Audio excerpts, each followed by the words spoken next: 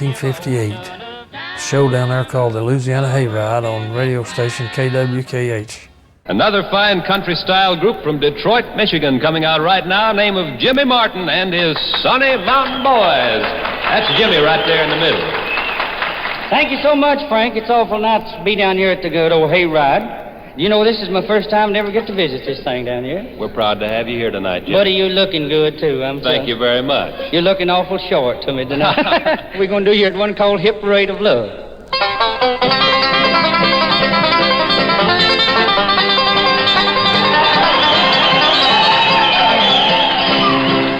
Well, at that time it was the Louisiana Hayride and the Richmond Barn Dance on WRVA and Wheeling Jamboree, WWVA in Wheeling, West Virginia. And then, of course, it was WSM, the Grand Ole Opry, you know, the granddaddy of them all.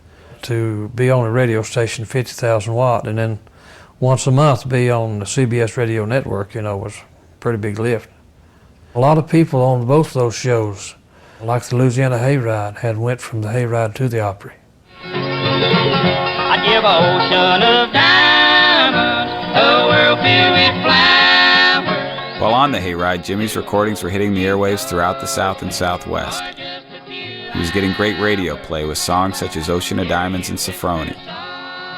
Then in December of 1958, Rock Hearts became his first recording to break into the Billboard country charts, peaking at number 14.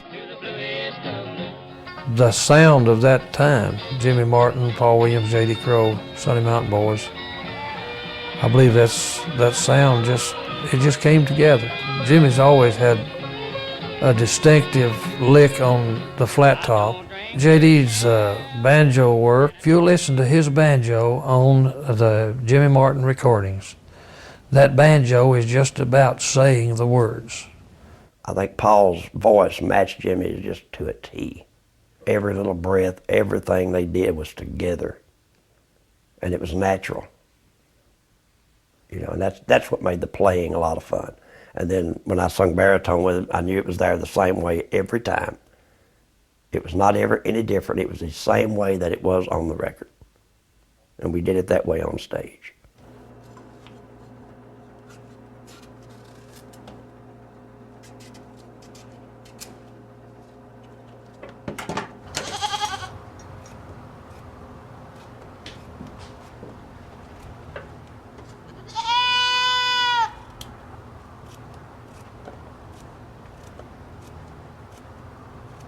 And really, Vernon will not eat them, what you call Halloween pumpkins, them big old orange ones.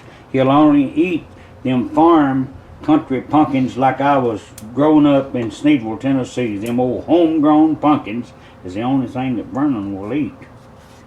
So that's saying he's a pretty doggone good goat. What do you say, Vernon?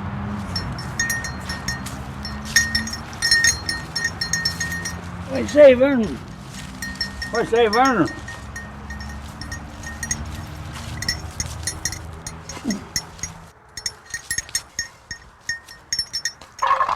They give me this goat for birthday, and I didn't know nobody to name him except Vernon Durrick. And that's the best thing I've ever had in my life. He's always going, bah, bah. So, Vernon, we'll see you sometimes. If you play a fiddle on the stage with me, we'll see you. Happy eat pumpkins. When people listen to Jimmy or they think about Jimmy, you know, there's a bit of a cartoon character that comes to mind. He really, in my opinion, is a musical genius. He is absolutely a stone-cold musical genius. Not only he invented his own style of music, but he can teach his own style of music. He can tell the mandolin player what he wants to hear, tell the banjo picker what he wants to hear, tell the bass man what's going on and the fiddle man, all at the same time. He knows whatever instrument's supposed to sound like in his style of music. That's a phenomenon for one man to have that knowledge.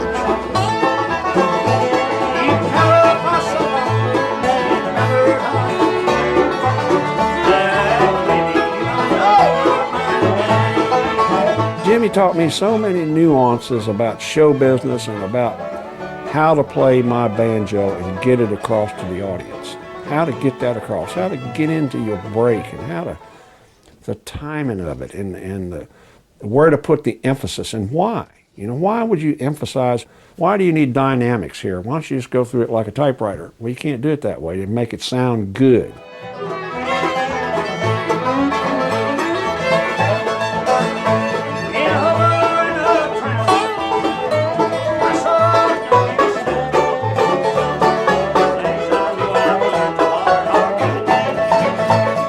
You know, I remember riding down the road with Jimmy Martin and Paul Williams, and they would tell me that, well, that's the reason why these other guys don't sound good. That's why we sound better than they do. Because they don't know what we know. They don't know how to get that rhythm and that timing and that drive and that tone. They don't know why we sound the way we do. And they would like to sound the way we do, but they can't. You know, when you work for Jimmy, he wanted you to play his music the way he wanted it played. Even if you were out at a job where there was other bluegrass musicians around, you know, suppose Mac Wiseman and his band or somebody, Osmer Brothers were there. He didn't want you over there messing around with those guys. You know, he said, you know what you ought to be doing rather than doing that? You ought to be back in the dressing room there practicing my stuff. Because if you think you've got it right, you don't. Let's hear you do the Fire on the Mountain now.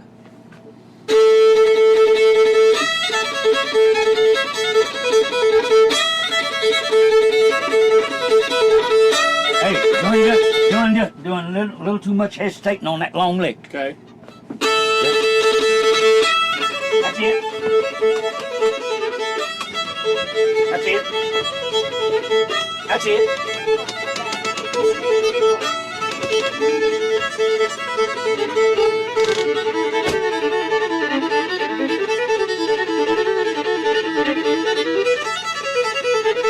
You want there too? Okay.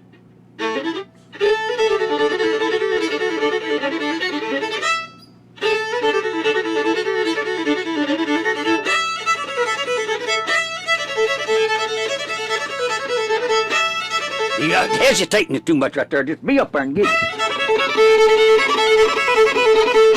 Oh, you're hesitating too much right there. Making it. You know what a hesitate means? Yeah. Stopping. Okay. Going into it.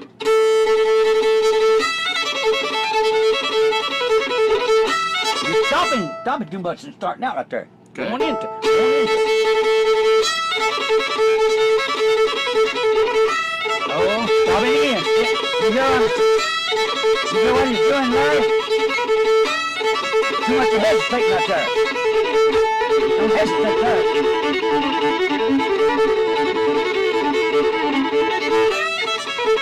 Hesitate. Stops and starts right there too much, or be there.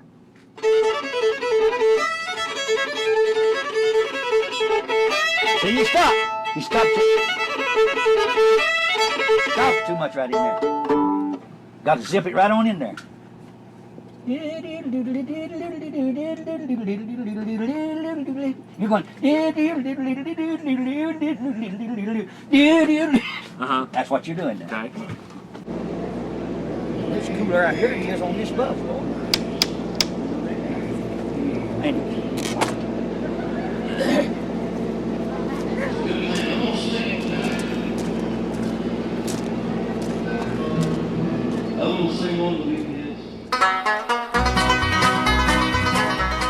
In 1960, Jimmy and the Sunny Mountain Boys left the Louisiana Hayride to become regular members of the Wheeling Jamboree in Wheeling, West Virginia. Wheeling's location and its 50,000-watt channel put Jimmy and his music in touch with a whole new audience. My walking shoes don't fit me anymore. My walking shoes don't fit me anymore. Stay on your side of town, honey, I won't be around. My walking shoes don't fit me anymore. Boy, that was really exciting to be on the WWVA World's Original Jamboree. I mean, I'd been listening to this radio station. It went all up and down the East Coast and way up into the Maritimes in Canada. And I'd been listening to this thing on Saturday nights since I was a little kid. So, you know, wow. I mean, that was like the big time to me to play on the WWVA Jamboree. And I never will forget walking on the stage the first time with Jimmy. And ain't nobody going to miss me when I'm gone. I started playing it, kick that tune off, and the crowd was doing like that. Man, I felt 10 feet tall. My walking shoes don't fit me anymore.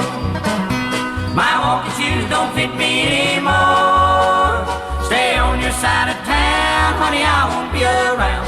My walking shoes don't fit me anymore. I don't think I've ever recorded a bad song with bad lyrics and a bad meaning yet. If I recorded a happy song, I tried to make it appear happy when I'd sing it in my voice. And if I sung a sad song, I tried to put the sad part in there. If I'm going to sing in a place where a guy's lost his wife, lost his family, there he sits in a beer joint. There we playing a beer joint, and we're singing. I sing him a sad song, he'll sing right along with us. My mother and them used to say, why would you sing a gospel song in a beer joint? I said, well, that's the saddest people there are in the world. It's lost his wife, lost his family, lost everything, sitting there drinking, tears in his eyes. And you sing him sad songs, you've got him on your side, because he knows what you're talking about. Now, here we are, right there, yeah. Get you now, buddy. Now this is what you call a hillbilly now. Right. Look at him, just cool as a cucumber. Look, watch how smooth he looks. Look there. Hey Billy, how you doing? Yeah, all right. Good to see you. Yeah, good to see you. Oh, we've done a lot of hunting together, ain't we, Billy? Yeah, we're going to do a lot more. Today we've come up here to buy Hank Williams Sr. Been offered $300 for that dog 4 or 5 times, different people. Yeah. I've just got, I got this shakes and I ain't able to hunt. You got what? Oh, that. Oh, you ain't got no damn shakes. What the hell are you talking about? Well, I can take a nip or two and I don't have, but. Take a little nip of Red 7. Yeah. Well, if you had one, I'd take one with you this morning. It don't make no difference. Well, we might find some one after a while. Okay, you go up there and get old Hank out there, and I'll write you out a check.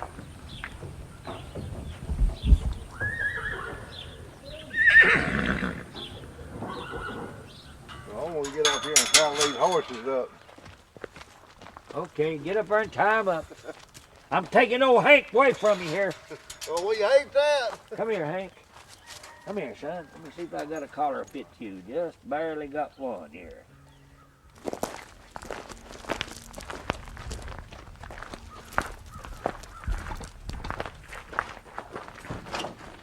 Get up in there, Hank. Get up in there, boy. You know that's down. Get in there. Get in there. Okay.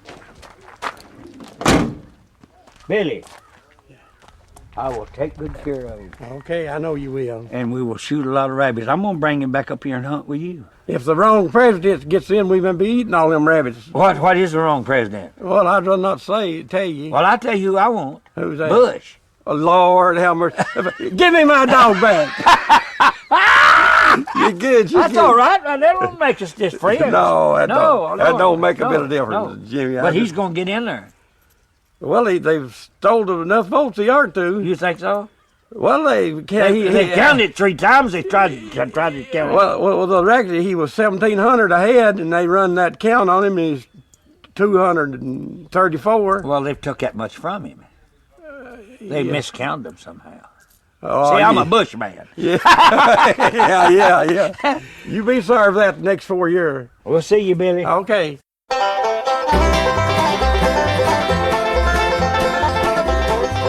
In 1962, Jimmy moved his family and the Sunny Mountain Boys to Nashville with his sights on becoming a member of the Grand Ole Opry. The timing would seem right. In 1964, he would score his biggest hit in 6 years with the release of the truck driving song Widowmaker. Widowmaker,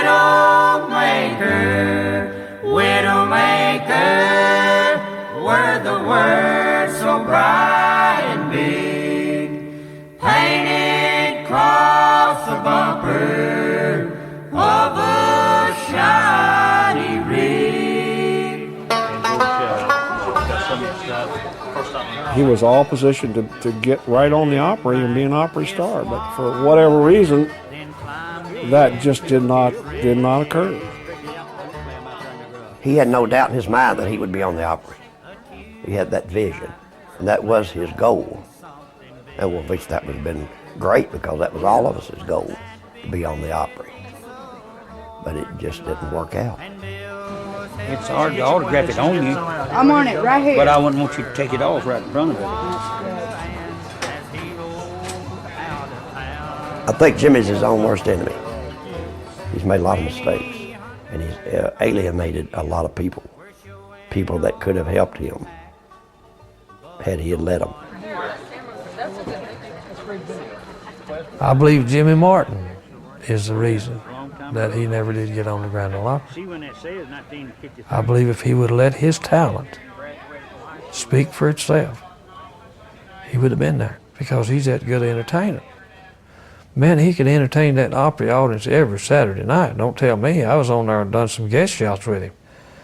And I tell you what, he would have been the hottest thing on there. I'm not kidding you. Jimmy was always a little bit too much of a rebel. He was too strong. He was too pure. He was too real. He didn't have enough sense to tone it down, thank God.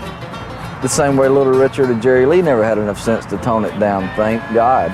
From those terms, if you're looking for a nice little fluffy, experience out of music and to make you feel good, forget about that. Because, when he hits the stage, it's like, cannons going off. And I don't know that the Opry could handle that, especially if he decides to take a snort before he comes out there to sing his song, Then something really crazy happens, and I think he's uncontrollable.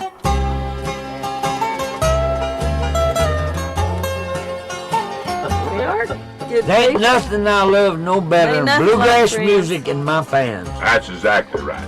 Without that, you've got nothing. I ain't got nothing. That's right. Without my fans, I have got nothing. That's exactly right. I don't need the Grand Ole Opry. The Opry has never done nothing for me but caused me regret of country music, because they didn't let me be guest on the Grand Ole Opry, and the Grand Ole Opry has really been mean to me. They'll never have anybody down at the Grand Ole Opry that will love it and have the passion for it as much as he will. And the Grand Ole Opry cannot help him. At this point in his life, they would be of no regard. It's just something for this little boy's dream to come true. That's what it's all about for him.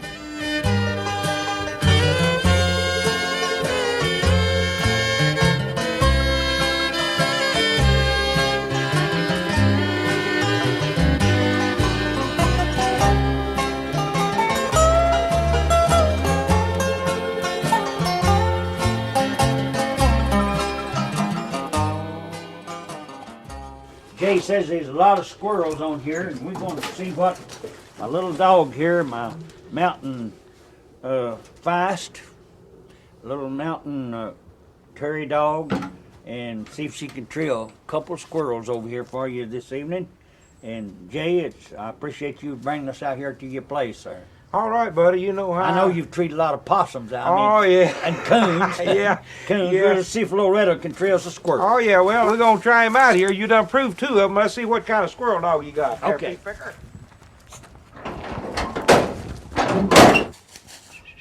Across that creek, Loretta. Get in there. Get in there. Go get it. Go get it. Well, when you turn a dog out, it takes a little time. They just don't get right straight out and go right in there.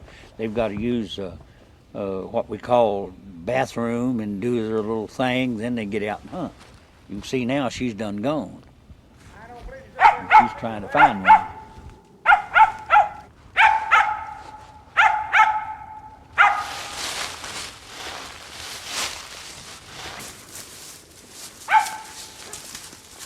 Five and 10 trees away from where she's looking, where the squirrel can be. They can climb any of them, you know. Squirrel gets one up these cedars, it's hard to find one just like a coon.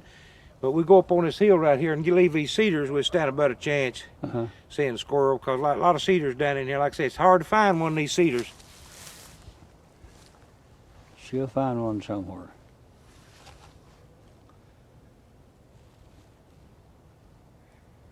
A squirrel's a lot harder to tree than a coon. Oh yeah, a coon's gonna pretty much stay where he's at. That squirrel can move in any tree around. Jump from tree to tree. Right.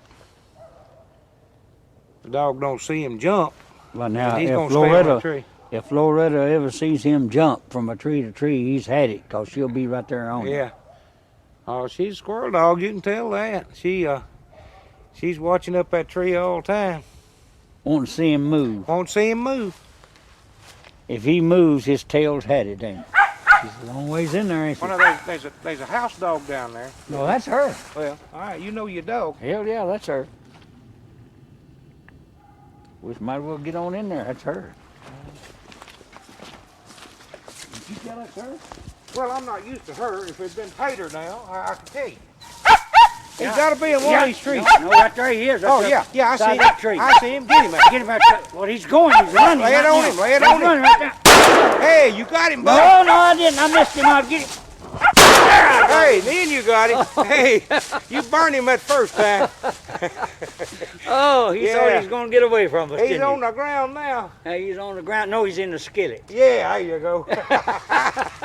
He go good with them rabbits. Oh, yeah. Treed three and couldn't find him. I knew that was around somewhere.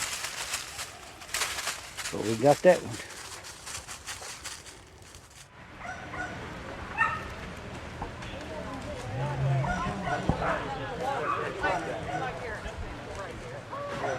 A lot of tomatoes and to slice.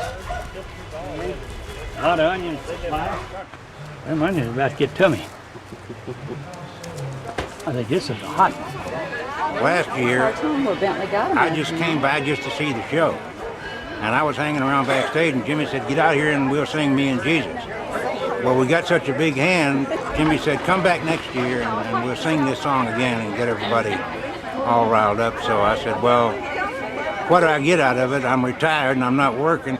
I said, yeah, is there anything to eat? And Jimmy said, what do you want to eat? I said, I want some bologna and rabbit and squirrel and venison. I'd say we've got probably 30 squirrels and 60 rabbits in there. How much coon is in there? There's no coon. I promise you, there's no coon, no possum, no bear. He'd get a twist on a rabbit in the holler tree. When we was little boys, we didn't have no gun. My dog would tree him in the holler tree, and you get up there, and you get that stick between his legs, and you just twitch him up real tight, and start pulling him down, you'd hear a sound going, I said, boy, he's coming to me now.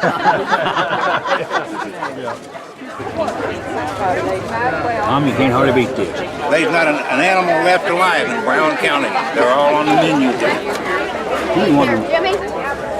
I shake the hand of the king. Your king is the greatest. Thank you.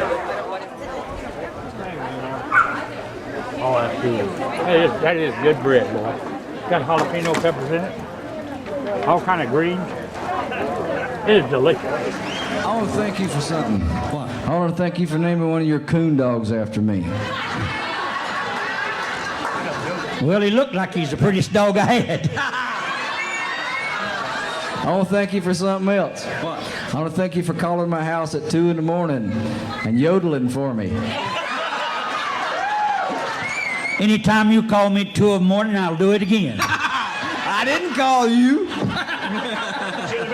I was laying there minding my own business. You hadn't been drinking a beer at all. No. I've not drank a beer in 10 years. Quit drinking and took up lying, didn't you?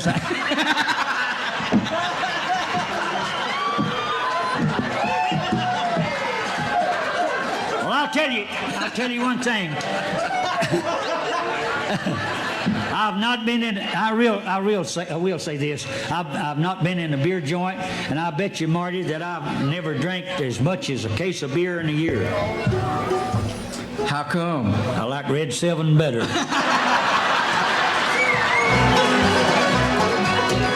Every time I need you, Mama, said I always find you gone.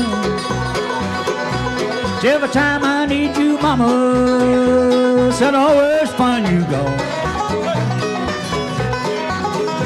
Listen here, sweet Mama, I'm gonna put your air brakes on. Well,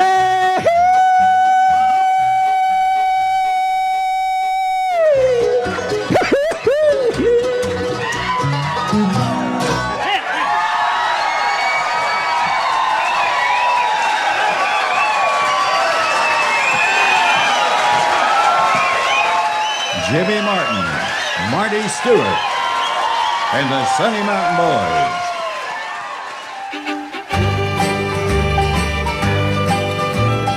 Boys. During the mid-'60s, based on the success of his Widowmaker album, Jimmy began touring with top country acts such as Hank Williams Jr. and Merle Haggard. During this time, Jimmy and Barbara had 2 more children, Lisa and Buddy, but their struggle to live together continued, and in the fall of '66 they would part ways for the final time. Jimmy fought for custody of the children and won. For the next 2 years, he would raise the children on the road, and they soon became part of his act, sitting in with him and the Sunny Mountain Boys.